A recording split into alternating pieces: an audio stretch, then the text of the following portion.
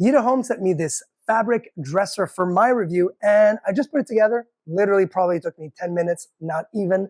Super, super easy to put together. It's got a top that is made of MDF. It comes in a bunch of different colors, but this one here is probably my favorite one. It's beautiful, black and gray.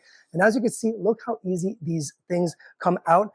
They are full fabric, so of course they are collapsible, but as soon as you put that base, they are staying real, real strong. And you even have that kind of little handle that you just attach with some screws. And look at this.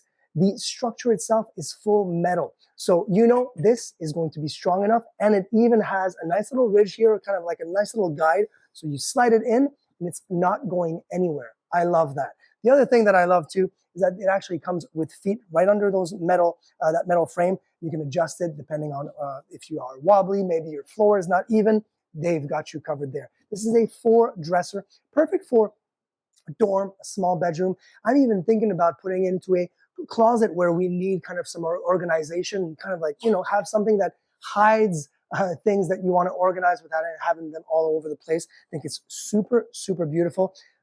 I mean, look at this. It is extremely light, so versatile, and extremely stylish from all angles. I love it.